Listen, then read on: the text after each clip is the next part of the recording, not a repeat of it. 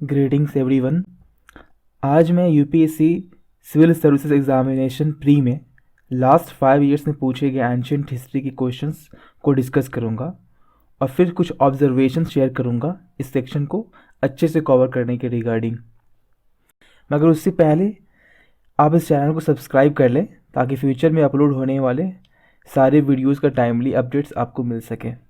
अब मैं आता हूँ आज के मेन टॉपिक की तरफ।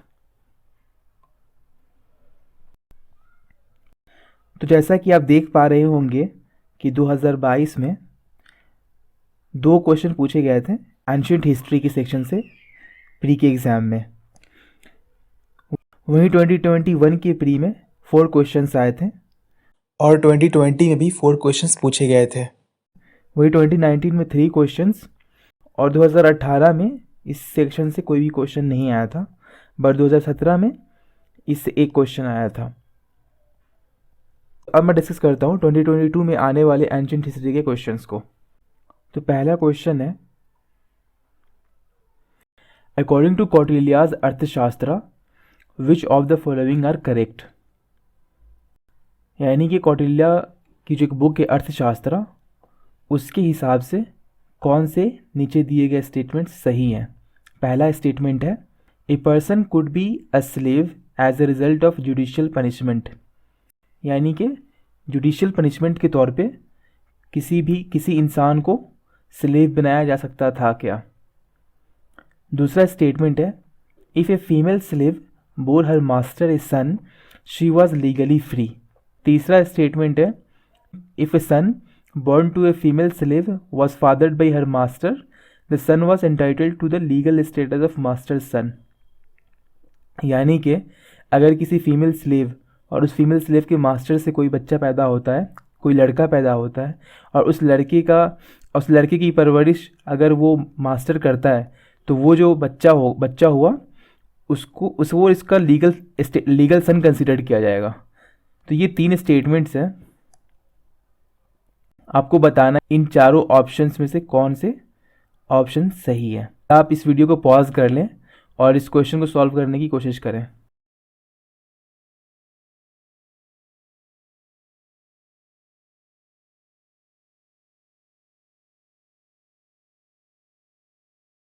तो उम्मीद है कि आप इस क्वेश्चन को सॉल्व करने की कोशिश किए होंगे। एनीवे, इसका आंसर है डी, यानी कि तीनों स्टेटमेंट सही हैं। अब इसी साल पूछे गए दूसरे क्वेश्चन की तरफ मैं आता हूं। Consider the following pairs, site of Ashoka's major rock edicts, location in the state of. यानी कि अशोका के जो मेजर रॉक एडिक्ट्स थे उस एडिक्ट्स के बारे में लिखा हुआ है और कुछ लोकेशन दी गई है इसमें, और पूछा जा रहा है कि how many pairs given above are correctly matched. ये कितने पेयर हैं जो कि सही से मैच्ड हैं। पहला पेयर है धौली, उसकी लोकेशन मेंशन है ओडिशा। दूसरा एरागुडी, उसका लोकेशन दिया गया आंध्र प्रदेश। तीसरा है जौगदा, उसका लोकेशन मध्य प्रदेश दिया गया है। फोर्थ है कालसी, उसका लोकेशन कर्नाटका दिया गया है। और इसका ऑप्शंस है only 1 pair, only 2 pairs, only 3 pairs, या चारों पेयर्स सही हैं। तो आप कोशिश करें इसको आंसर करने का। इसका आंसर है ओनली 2 पेयर्स आर करेक्ट। इसकी वजह यह है, अशोका के 14 मेजर एडिक्ट्स थे, जिसमें से एक अफ़गानिस्तान में है और 2 पाकिस्तान में पाया गया था, और बाकी के जो 11 हुए वो इंडिया के बहुत सारे स्टेट से मिले थे, लेकिन कर्नाटका में कोई मेजर एडिक्ट नहीं मिला है। तो ये 4th जो पेयर है ये ऐसे ही गलत हुआ। और ये 3rd है जौगदा मध्य प्रदेश। ये जौगदा में तो एक मेजर एडिक्ट मिला है, लेकिन ये मध्य प्रदेश में नहीं है, ये उड़ीसा में है। उड़ीसा के गंजम डिस्ट्रिक्ट में मिला था। तो यहाँ पे सिर्फ 2 पेयर्स ही सही हुए। एक इम्पॉर्टेंट बात मैं बोलना चाहूँगा यहाँ पे, जो ये तरीका दिया गया ऑप्शंस का, ये बहुत ही डिफ़िकल्ट मैं कंसिडर करता हूँ इसको। ये 2022 से ही शुरू किया गया था, क्योंकि आप ऐसे ऑप्शंस में आप एलिमिनेशन टेक्निक यूज़ नहीं कर सकते हैं। जब तक आपको सारे ऑप्शंस पता नहीं हो ढंग से, तब तक ये क्वेश्चन कर पाना बहुत ही मुश्किल होता है। तो आप इस चीज़ को बहुत ही ध्यान से, ऐसे क्वेश्चंस को बहुत ही ध्यान से आप सॉल्व करने की कोशिश करें। अब मैं आता हूँ 2021 के प्री में पूछे गए एंशियंट हिस्ट्री क्वेश्चंस की तरफ। इसमें इस साल 4 क्वेश्चंस पूछे गए थे 2021 में। पहला क्वेश्चन है, which one of the following ancient towns is well known for its elaborate system of water harvesting and management by building a series of dams and channelizing water into connected reservoirs। ये चारों option है Dholavira, Kalibangan, Rakhigarhi, रोपार।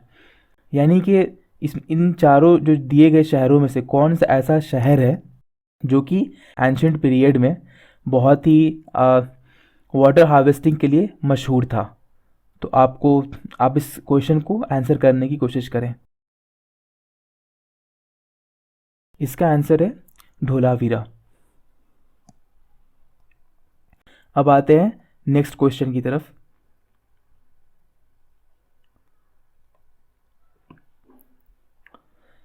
Question है, from the decline of Gupta's until the rise of Harshavardhana in the early 7th century which of the following kingdoms were holding power in northern India. मतलब जब गुप्ताज का decline हुआ है और हर्षवर्धना के राइज होने के पहले, यानी गुप्ता और हर्षवर्धना के बीच में कौन से किंगडम्स थे जो कि नॉर्थ इंडिया में पावर होल्ड कर रहे थे। और ये ऑप्शंस है, the Guptas of Magadha, the Paramaras of Malwa, the Pushyabhutis of Thanesar, the Maukharis of Kannauj, the Yadavas of Devagiri, the Maitrakas of Valabhi. और कहा जा रहा है select the correct answer using the code given below. 6 ruling dynasties में से आपको करेक्ट आंसर चूज करना है। तो आप इसको सॉल्व करने की कोशिश करें। इसका करेक्ट आंसर है आंसर ऑप्शन बी, यानी कि 1, 3, 4 एंड 6। यानी कि Guptas of Magadha, Pushyabhutis of Thanesar, the Maukharis of Kannauj और द मैत्रिकाज ऑफ वलाभी। तो ये लोग होल्ड कर रहे थे power between the decline of Gupta's and the rise of Harshavardhana के पीरियड में। अब आते नेक्स्ट क्वेश्चन की तरफ। Consider the following pairs historical place well known for. मतलब कुछ हिस्टोरिकल प्लेसेस दी गई हैं और वो किस लिए फेमस है वो दिया गया है। और पूछा जा रहा है which of the pairs given above is are correctly matched. तो पहला प्लेस है इसमें बुर्जा होम, और उसके फेमस होने की वजह क्या है, इसमें लिखा गया है रॉक कट श्राइन्स। दूसरी जगह है चंद्रा केतुगढ़, उसके फेमस होने की वजह इसमें मेंशन है टेराकोटा आर्ट। तीसरी जगह है गणेश्वर, और उसके फेमस होने की वजह है कॉपर आर्टिफैक्ट्स। आपको इसमें से जो करेक्टली मैच्ड पेयर्स हैं उसको आइडेंटिफाई करना है। ऑप्शंस 4 दिए गए हैं, आप इसे सॉल्व करने की कोशिश करें।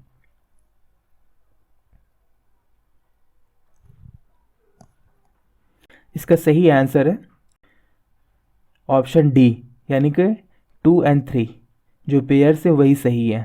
पहला गलत है बुर्जा होम। बुर्जा होम एक्चुअली कश्मीर वैली में एक जगह है जो कि पीट ड्वेलिंग और लिथिक टूल्स इंडस्ट्री के लिए मशहूर है, वो रॉकेट श्राइन्स के लिए मशहूर नहीं है।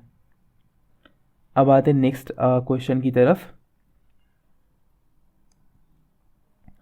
With reference to the history of ancient India, Bhavabhuti, Hastimalla and Kshemeshvara were famous. ये ऑप्शन दिया गया है, यानी कि 3 पर्सनालिटीज़ एंशियंट इंडिया की, भावाभूति, हस्तिमाला एंड शेमेश्वरा। अब पूछा जा रहा है इनके प्रोफेशन के बारे में कि ये लोग क्या थे। ऑप्शन है A Jain monks, B playwrights, third temple architects और फोर्थ फिलोसफर्स। आप इसको आंसर करने की कोशिश करें इस क्वेश्चन को। इसका आंसर है ऑप्शन बी, यानी कि प्लेरिट्स।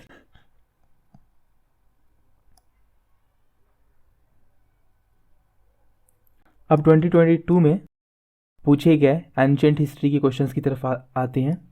इसमें इस साल 4 क्वेश्चंस पूछे गए थे, चारों को एक एक करके सॉल्व करने की कोशिश करेंगे।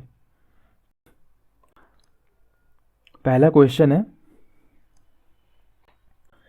With reference to the scholars of ancient India consider the following statements. मतलब कुछ स्कॉलर्स हैं, उनके बारे में कुछ स्टेटमेंट दिया जा रहा है, ये 3, और आपको सही स्टेटमेंट्स को आइडेंटिफाई करना है। पहला स्टेटमेंट है Panini is associated with Pushyamitra Shunga. Amarasimha is associated with Harshavardhana. तीसरा स्टेटमेंट है Kalidasa is associated with Chandragupta second. इसमें से करेक्ट ऑप्शंस आइडेंटिफाई करने हैं। ये ऑप्शंस दिए हुए हैं, इस क्वेश्चन को सॉल्व करने की कोशिश करें।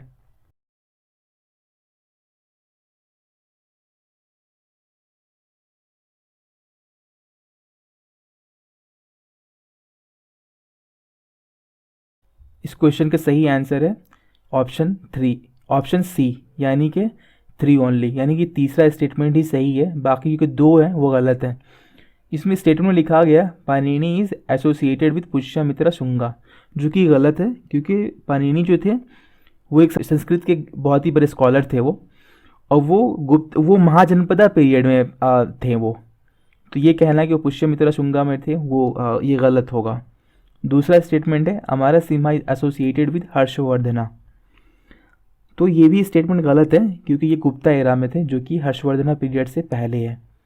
तो इसका सही आंसर है ऑप्शन नंबर सी, यानी कि 3 ओनली। नेक्स्ट क्वेश्चन की तरफ आते हैं। With reference to the history of India the terms Kulyavapa and Dronavapa denote. Options हैं measurement of land, coins of different monetary value, classification of urban land, religious rituals. यानी कि 2 term दिया गया है, अब पूछा जा रहा है एंशिएंट पीरियड में इन दोनों टर्म से क्या मतलब था। पहला टर्म है कुलियावापा, दूसरा है द्रोणावापा। तो इस क्वेश्चन को सॉल्व करने की आप कोशिश करें। इसका आंसर है मेजरमेंट ऑफ लैंड। ये एक्चुअली गुप्ता पीरियड में ये 2 टर्म्स बहुत ही मशहूर थे, जो कि मेजरमेंट ऑफ लैंड के लिए यूज़ किया जाता था। अब तीसरे क्वेश्चन की तरफ आते हैं। Who among the following rulers advised his subjects through his inscription. Whosoever praises his religious sect or blames other sects out of excessive devotion to his own sect with the view of glorifying his own sect, the other injures his own sect very severely. Option है अशोका, समुद्रगुप्ता, हर्षवर्धना और कृष्णदेवराया।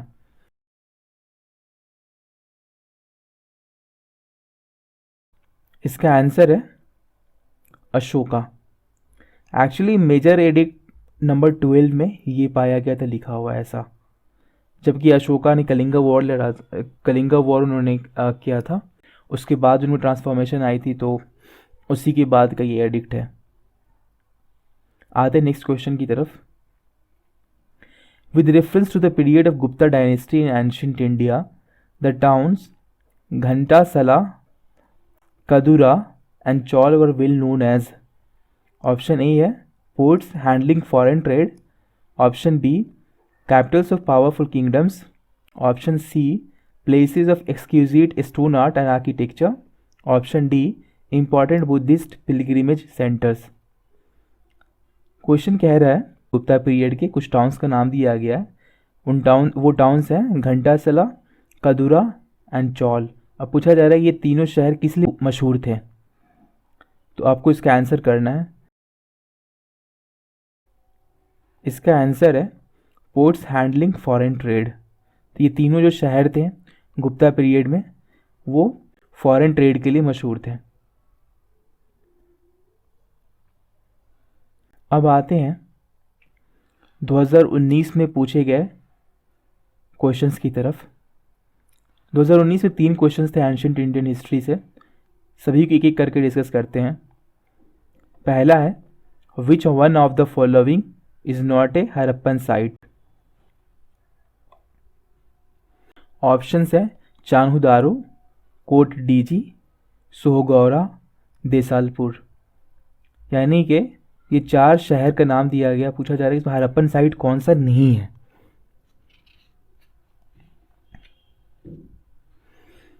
तो इसका answer है सोहगौरा। बाकी के 3 जो शहर हैं यानी कि चानुदारो, कोडीजी और देसालपुर, ये हड़प्पन साइट हैं, और सोहगौरा ऑप्शन नंबर सी जो है ये हड़प्पन साइट नहीं है, क्योंकि यहाँ पे ना अशोकन पीरियड है, कुछ इंस्क्रिप्शन वगैरह मिले थे, तो ये अशोकन पीरियड से रिलेटेड है, हड़प्पन कल्चर से नहीं। नेक्स्ट क्वेश्चन की तरफ आते हैं। In which of the following relief sculpture inscriptions is Raniyo Ashoka यानी कि king Ashoka mentioned along with the stone portrait of Ashoka. Option से A Kanaganahalli, B Sanchi, C Shahbazgarhi, D Sohgaura. इसका आप आंसर करने की कोशिश करें। इसका आंसर है ऑप्शन ए यानी कि कांगनाहाली। आते नेक्स्ट क्वेश्चन की तरफ। With reference to forced labor, that is Vishti, in India during the Gupta period, which one of the following statements is correct? Option A है it was considered a source of income for the state, a sort of tax paid by the people. Option B है it was totally absent in the Madhya Pradesh and Kathiawar region of the Gupta Empire. Option C है the forced laborer was entitled to weekly wages. Option D है the eldest son of labourer was sent as a force labourer. इसका मतलब ये basically question पूछ ये रहा है कि गुप्ता पीरियड में जो फोर्स लेबर का कल्चर था यानी कि विस्टी, उसको विस्टी कहा जाता था उस टाइम में, तो उसके रिगार्डिंग इन चारों स्टेटमेंट में से कौन सा स्टेटमेंट सही है। इस क्वेश्चन को सॉल्व करने की कोशिश करें आप। इसका आंसर है ऑप्शन ए यानी कि it was considered a source of income for the state, a sort of tax paid by the people. यानी कि जैसे आजकल हम लोग इनकम टैक्स देते हैं या फिर बाकी इनडायरेक्ट टैक्सेस भी देते हैं, तो वैसे ही उस टाइम में एक विस्टिक टैक्स लगता था फोर्स लेबर के फॉर्म में गुप्ता पीरियड में। यानी कि आते हैं अब साल 2018 की तरफ। एक्चुअली साल 2018 में एंशंट हिस्ट्री के सेक्शन से कोई क्वेश्चन नहीं पूछा गया था, 0 क्वेश्चन थे इस साल, लेकिन 2017 में एक क्वेश्चन पूछा गया था। इसको सॉल्व करने की कोशिश करते हैं। क्वेश्चन है with reference to the difference between the culture of Rigvedic Aryans and Indus valley people which of the following statements is are correct. यानी कि ऋग्वेदिक आर्यंस कल्चर को और इंडस वैली कल्चर को कंपेयर किया जा रहा है। अब पूछा जा रहा है कि इन तीनों स्टेटमेंट में से कौन सा स्टेटमेंट सही है। तो पहला स्टेटमेंट है Rigvedic Aryans use the coat of mail and helmet in warfare whereas the people of Indus valley civilisation did not leave any evidence of using them. पहला स्टेटमेंट। दूसरा स्टेटमेंट है Rigvedic Aryans knew gold, silver and copper whereas Indus valley people knew only copper and iron. Third statement है Rigvedic Aryans had domesticated the horse, whereas there is no evidence of Indus Valley people having aware of this animal. इस question को solve करने की कोशिश करें यहाँ पे। ये ऑप्शंस दिया गया है ए बी सी डी। इसका आंसर है ऑप्शन ए यानी कि Rigvedic Aryans use the coat of mail and helmet in warfare whereas the people of Indus valley civilisation did not leave any evidence of using them. अब बाकी के ये जो 2 statement है वो गलत है, क्योंकि इंडस वैली पीपल के लोग भी गोल्ड सिल्वर के बारे में जानते थे, सिर्फ ऋग्वेदिक आर्यंस ही नहीं, इंडस वैली के जो लोग थे वो भी जानते थे। तीसरा स्टेटमेंट भी गलत है, क्योंकि इंडस वैली पीपल के लोग जो थे वो भी हॉर्स को के बारे में जानते थे, बहुत सारे उसके स्कल्पचर्स वगैरह मिले हैं उसके। तो खैर सारे क्वेश्चंस थे पिछले 5-6 साल में जो कि प्री में पूछा गया था एंशंट हिस्ट्री सेक्शन से। तो उम्मीद करता हूँ कि आपको एक रफ आइडिया मिल गया होगा कि किस तरह का क्वेश्चन पूछा जा रहा है एंशंट इंडियन हिस्ट्री से। तो मेरे कुछ ऑब्जर्वेशंस हैं इन क्वेश्चन को सॉल्व करने के बाद। पहला ऑब्जर्वेशन ये है कि return on investment is less but completely leaving this section won't be prudent. क्योंकि आप देख रहे होंगे जिस तरह क्वेश्चन थे कि जो स्टैंडर्ड बुक्स हम लोग पढ़ते हैं उससे मतलब बहुत सारे क्वेश्चन नहीं हो सकते थे, लेकिन इसका मतलब ये नहीं कि इस सेक्शन को कम्प्लीटली छोड़ दिया जाए। दूसरा ऑब्जर्वेशन है इसमें rely on the basic standard books, यानी कि अब इसको छोड़ना तो मतलब अक्लमंदी की बात नहीं है, तो क्या करेंगे, जो बेसिक बुक्स है उसको पढ़े आप, उसी को सिर्फ फोकस करें आप, कि जितना क्वेश्चन बनना होगा वो क्वेश्चन इन्हीं स्टैंडर्ड बुक से बन जाएगा, और जो नहीं बनना होगा तो आप कोई भी बुक पढ़ ले, नहीं बनेगा क्वेश्चन वो। तो अक्लमंदी इसी पे है कि आप बेसिक जो स्टैंडर्ड बुक्स है उसी पे रिलाई करें बस। वो बेसिक बुक्स मेरे हिसाब से ये हैं कि ओल्ड एनसीईआरटी 6th क्लास आती है, वो रोमिला थापर की बुक है पतली सी, वो पढ़ लें पहले आप। और दूसरी कार्य शर्मा की बुक आती है 11th की, एंशिएंट इंडियन हिस्ट्री, ये भी ओल्ड एनसीईआरटी है, ये पढ़ें आप। और तीसरी बुक है तमिलनाडु बोर्ड 11th हिस्ट्री। ये तीनों सोर्स पढ़ लें आप, और मुझे लगता है कि इसके नोट्स बना लें, कॉम्प्रिहेंसिव नोट्स एक, इसी पर रिलाई करें।